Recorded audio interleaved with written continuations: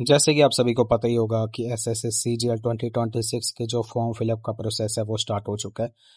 तो इस वीडियो में हम यही सब देखने जा रहे हैं कि कैसे हम इसका फॉर्म स्टार्टिंग से लेके एंड तक प्रिंट करने तक पूरा देखेंगे। तो सबसे पहले हम इसकी डेट्स देख लेते हैं। तो इसकी जो स्टार्टिंग डेट है वो है 21 मई से लेके 22 जून तक। और इसकी जो फीस पेमेंट लास्ट डेट है वो है 23 जून। ये डेट्स को आप केयरफुली ज़रूर एक बार देख लीजिएगा। इसके बाद हम इस वीडियो में यही देखेंगे कि आगे अपने डिटेल्स को कैसे फिल करें, अपने नेम वगैरह कैसे फिल करें और बाकी डिटेल्स कैसे फिल करें। तो इसके बाद हम देख लेते हैं कि इसका फीस स्ट्रक्चर क्या है। तो इसकी जो फीस है वो है जनरल, ईडब्ल्यूएस और ओबीएस के लिए 100 रुपीज़, SC ST के लिए 0, ऑल फीमेल कैटेगरी के लिए 0 और बाकी डिटेल्स ये है नीचे। तो आप एक बार स्टॉप करके जरूर देखें। इसके बाद अपना आ जाता है कि एज लिमिट क्या है। इसमें मिनिमम एज लिमिट है 18 और मैक्सिमम है 27 to 32। और इसमें टोटल वैकेंसी है 12,256 पोस्ट। तो आज की वीडियो में हम देखते हैं कि हम कैसे स्टार्टिंग से करेंगे। तो सबसे पहले हमको जाना है ssc.gov.in पे।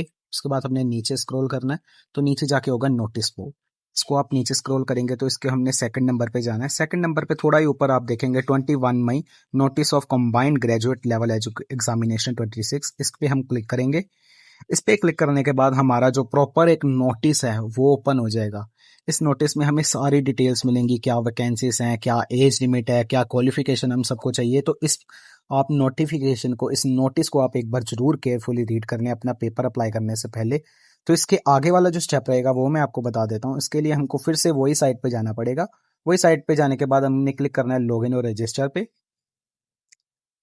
लॉगिन और रजिस्टर पे क्लिक करने के बाद आपके आगे ये पॉपअप आएगा। अगर तो आपकी आईडी पहले से ही बनी है तो अपनी आईडी को लॉगिन कर लीजिए। अदरवाइज आपको नीचे वो रजिस्टर नाउ का ऑप्शन आ रहा है, वहां पे जाकर रजिस्टर कर लीजिए।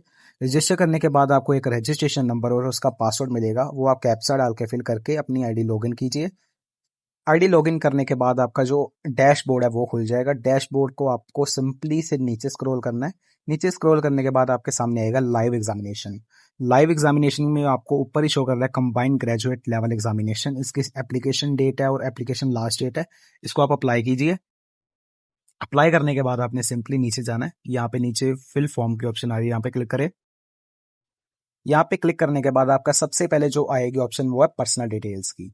पर्सनल डिटेल्स में ना आपकी ऑटोमेटिकली जो डिटेल आपने वन टाइम रजिस्ट्रेशन पे या अकाउंट बनाने टाइम जो आपने फिल की थी वही आ जाएगी, तो वो ऑटोमेटिकली फैच हो जाएगी। तो आप सीधे इसको नेक्स्ट कर सकते हैं नीचे जाके। तो इसको नेक्स्ट कीजिए। इसको नेक्स्ट करने के बाद आपका सिंपली आएगा सक्सेसफुल। तो इसके यहाँ पे आप ओके कर दीजिए। ओके करने के बाद आपकी आ जाएगी सेकंड ऑप्शन जो कि है एजुकेशन डिटेल्स।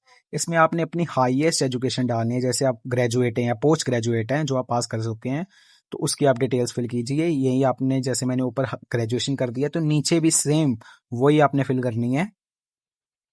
नीचे भी मैंने ग्रेजुएट फिल कर दिया। EQ स्टेटस में आपने भरना है कि आप अभी पास्ट हैं या अपेयरिंग है, अभी आप कर रहे हैं या पास्ट हो चुके हैं ऑलरेडी। तो मैं पास्ट हूँ तो मैं पास्ट पे कर दूंगा और इसका पासिंग ईयर लिखना है। जैसे मैं 2024 में पास हुआ था तो मैं 2024 लिख दूंगा। इसके बाद आपने अपनी यूनिवर्सिटी की स्टेट बतानी है, ये सब बताना है। तो मैं पंजाब से पढ़ा हूँ तो मैं अपनी यूनिवर्सिटी पंजाब में यहाँ पे सिलेक्ट कर लूंगा। इसके बाद आएगा नेम ऑफ यूनिवर्सिटी। जो भी आपकी यूनिवर्सिटी रहेगी यहाँ पे उसका नाम डलेगा। जैसे मैंने गुरु नानक देव यूनिवर्सिटी से अपनी बैचलर्स की थी तो मैं अपना यहाँ पे गुरु नानक देव यूनिवर्सिटी एंटर कर दूंगा। इसके बाद आएगा रोल नंबर। इसमें याद रखिएगा कि आपने वो रोल नंबर डालना है जो कि आपके बैचलर्स का होगा या आपकी पोस्ट ग्रेजुएशन का होगा। इसमें 10th +2 का रोल नंबर नहीं आएगा, इसमें अपनी 10th का नहीं आएगा, इसमें सिंपली अपने बैचलर्स और मास्टर्स का आएगा। जो भी आपकी यूनिवर्सिटी की डिग्री है उसके ऊपर ये मेंशन होगा। तो मैं अपनी बैचलर्स का रोल नंबर ये डाल देता हूँ, ये आपके डीएमसी के ऊपर या डिग्री के ऊपर मेंशन होगा। तो सिंपली आपकी यूनिवर्सिटी में जो ओवरऑल जो आपकी परसेंटेज बन रही है उसको आपने यहाँ पे एंटर कर देना है। जो भी आपके टोटल करने के बाद जो अपनी 6 सेमेस्टर या 4 सेमेस्टर जितने भी बनते हैं 8 सेमेस्टर के बाद जो आपके टोटल नंबर है उसकी परसेंटेज एंटर कर दीजिए और उसके बाद सिंपली सेव एंड नेक्स्ट कर दीजिए। सेव एंड नेक्स्ट करने के बाद आपकी एडिशनल इन्फॉर्मेशन वाला पॉपअप ओपन हो जाएगा। इसमें आपने सर्च करना है whether you are an ex service. अगर आप एक्स सर्विस मैन है या कोई भी आपके ऐसी है फैसिलिटी तो आप यस कर दीजिएगा, अगर नहीं है तो नो कर दीजिएगा। एज रिलैक्सेशन में आपकी आएगी जैसे SC कास्ट को 5 साल की 6 साल की ऐसे छूट मिलती है। अगर आप SC से हैं या अदर किसी और कास्ट से हैं जिसको कि एज रिलैक्सेशन मिल रही है तो आप सिंपली यहाँ पे यस करके अपनी जो भी आपका कोड रहेगा, कोड में वही आएगा कि आपको किस टाइप की मतलब एज रिलैक्सेशन चाहिए। जैसे मैंने यस कर दी और आप एससी कास्ट के हैं तो आप सिंपली यहाँ पे डाल सकते हैं एससी एसटी। इसके बाद अपनी नेक्स्ट ऑप्शन है, do you want to make your person information available for assessing job opportunities, चाहते हैं अवेलेबल। तो इसमें ये जो ऑप्शन थी मुझे प्रॉपर समझ नहीं आई थी, बट मुझे जहाँ तक ये लग रही है ये वही ऑप्शन है कि इन फ्यूचर हमें जो भी मतलब बेनिफिट होंगे वो हमें चाहिए या मिलने के लिए हम यहाँ पे अपना कर सकते हैं। इसके लिए स्पेसिफिक रिक्वायरमेंट चाहिए होगी जो कि आप रीड कर सकते हैं नोटिफिकेशन की पैरा नंबर 21 में। तो आप इसको एक बार जरूर रीड कीजिएगा। मुझे ये प्रॉपर समझ नहीं आई तो इसलिए मैंने इसको नो करके आगे सेव एंड नेक्स्ट पे क्लिक कर दिया था। मोस्ट प्रोबेबली ये आपकी नो ही रहेगा। आप एक बार जरूर इसको रीड कीजिए, उसके बाद आप येस और नो कीजिएगा। इसके बाद सेव एंड नेक्स्ट करने के बाद अपनी नेक्स्ट ऑप्शन ओपन होगी जो है एडिशनल इन्फॉर्मेशन 2।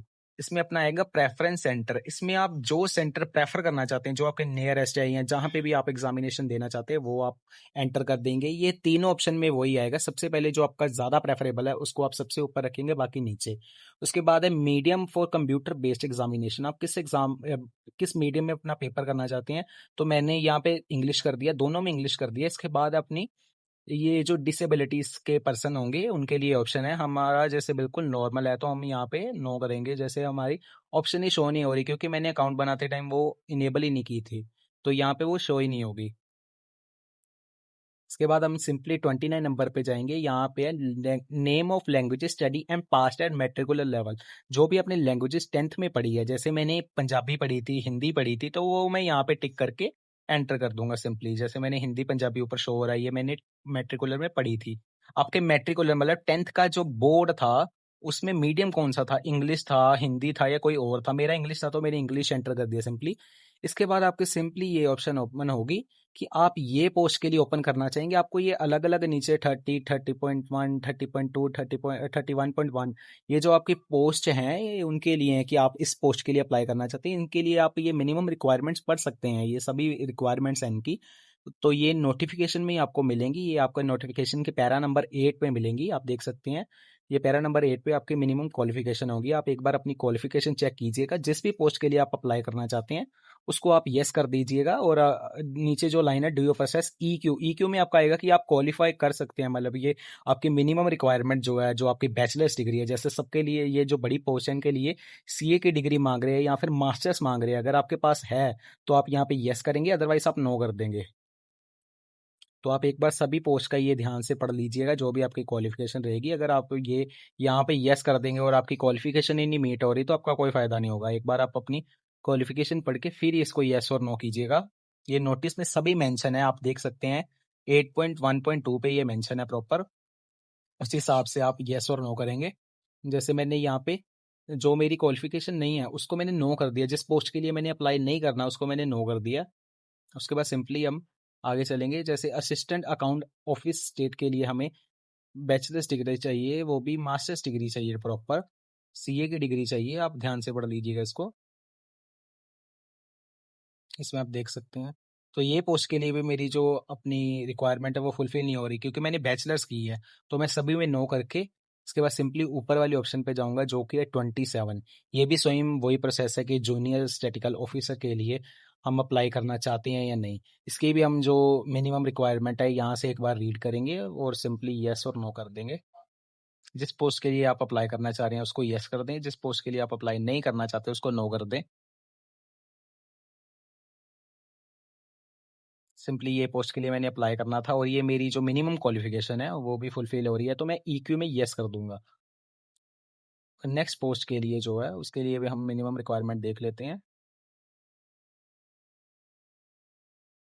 तो आपको यहीं पे नोटिस में मिल जाएगी वो भी, तो इसको भी आप देख सकते हैं।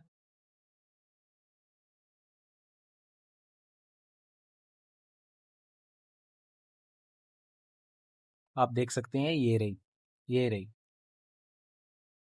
ये नीचे है, ये स्टैटिकल ग्रेड 2 के लिए जो, तो ये मैं अप्लाई करना चाहता हूँ तो इसको मैं यस कर दूंगा और मेरी मिनिमम रिक्वायरमेंट भी फुलफिल हो रही है तो मैं यस कर दूंगा इसको।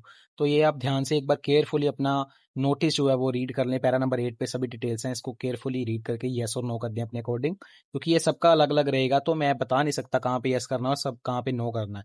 इसके बाद जो नेक्स्ट स्टेप आएगा वो है अपनी अपलोड डॉक्यूमेंट का। इसके लिए आपको ये स्कैनर जो है इसको सिंपली स्कैन करना है, तो अपने मोबाइल से स्कैन करना है। मोबाइल पे स्कैन करने के बाद ये आपको एक ऐप डाउनलोड करने के लिए बोलेगा, जो कि इनकी ऑफिशियल साइट है और जो कि आपको डाउनलोड करनी पड़ेगी अपने मोबाइल में। सिंपली मैं अपने मोबाइल की स्क्रीन पे चलता हूँ अब।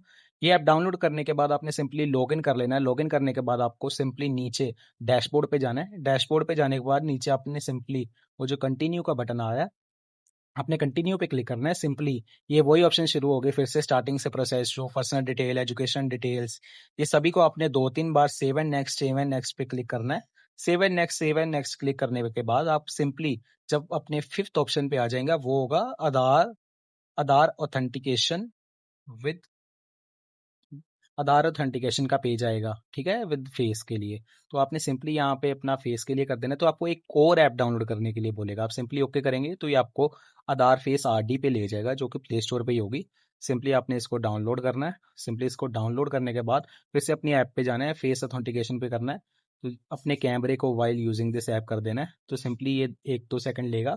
उसके बाद ये इनिशियलाइजिंग स्टेप्स पे मैक्सिमम 5-7 सेकंड लेगा और उसके बाद सिंपली ये आपका कैमरा ओपन कर देगा, जिसमें कि आपने ये टिक करके ये अपनी वो जो भी आपकी वो रहेंगी रिक्वायरमेंट रहेंगी, इसको ध्यान से रीड करके टिक करके प्रोसीड पे क्लिक करना है। सिंपली आपका ये फेस स्कैन करेगा।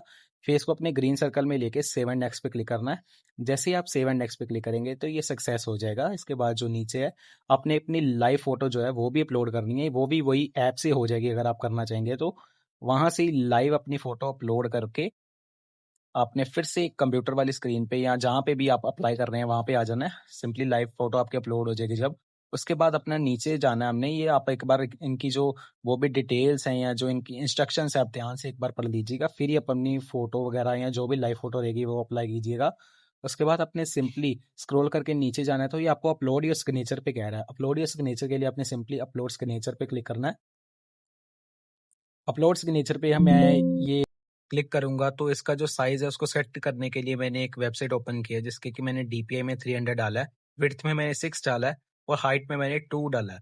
ये सेंटीमीटर में होना चाहिए और जो साइज है उसको मैंने 16 kbps कर दिया है, क्योंकि ये जो हमारी रिक्वायरमेंट है, ये जो वेबसाइट पे रिक्वायरमेंट है उस हिसाब से हमको सेट करना पड़ेगा। उसके बाद सिंपली मैंने यहाँ नीचे स्क्रॉल किया और इसको डाउनलोड कर लिया है।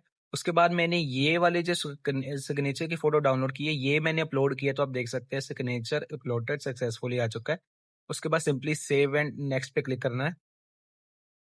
आपका प्रीव्यू फॉर्म की जो फोर्थ ऑप्शन है वो खुल जाएगी। इसमें आपने सिंपली सभी डिटेल्स जो आपने फॉर्म में भरी है वो आपको प्रीव्यू करने के लिए बोलेगा। आपने ये डिटेल्स को एक बार फिर से ध्यान से रीड कर लेना है, क्योंकि इसके बाद अगर आपने सेव कर दिया तो आपका फॉर्म जो है वो सबमिट हो जाएगा, जो कि बाद में चेंज होने के लिए पैसे मांगेगा। उसके बाद नेक्स्ट करने के बाद आपकी डिक्लेरेशन आ जाएगी। इसमें आपने सिंपली जो ऊपर कैप्चा है वो फिल कर देना और सिंपली सेव कर देना है। उसके बाद आपका सिंपली फॉर्म फिल हो चुका है। सबसे पहले आप इसकी प्रिंट एप्लीकेशन कर लेंगे। प्रिंट एप्लीकेशन कर क्लिक करेंगे तो आपका ये जो प्रॉपर पेपर फिल हुआ है उसका एक प्रिंट खुल जाएगा, जो कि आप सिंपली नीचे नीचे स्क्रॉल करके सिंपली जाके इसको प्रिंट पे क्लिक करके आप सिंपली इसको डाउनलोड कर सकते हैं, अपने पास सेव करके रख सकते हैं। तो जैसे कि मैंने इसको सेव कर लिया, ये थोड़ी लोडिंग लेगा, उसके बाद ये सेव हो जाएगा और सिंपली बैक आ जाएगा। उसके बाद फिर से वही स्टार्टिंग वाले प्रोसेस पे आप नीचे जाके माई एप्लीकेशन पे जाके एप्लीकेशन स्टेटस पे चेक कर सकते हैं कि आपका एप्लीकेशन स्टेटस क्या रहेगा। जैसे कि यहाँ पे मेरी फीस जो है वो नहीं लगी, क्योंकि मैंने एससी कास्ट के अकॉर्डिंग फिल किया था। अदरवाइज आपका यहाँ पे फीस पेमेंट वगैरह की भी ऑप्शन आ जाएगी, तो आप सिंपली फीस पेमेंट कर दीजिएगा। उसके बाद ही आपका पेपर अप्लाई होगा। तो आप देख सकते हैं कि मेरा पेपर अप्लाई हो चुका है, मेरा जो एप्लीकेशन स्टेटस है वो भी एक्टिव हो चुका है अभी। तो सिंपली यही 2-4 स्टेप है जो करने के बाद आपका पेपर जो है फिल हो जाएगा।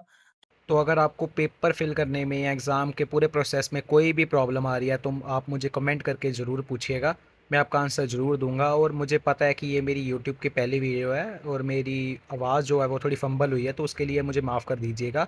और इन्फॉर्मेटिव वीडियोस के लिए मुझे सब्सक्राइब ज़रूर कीजिएगा।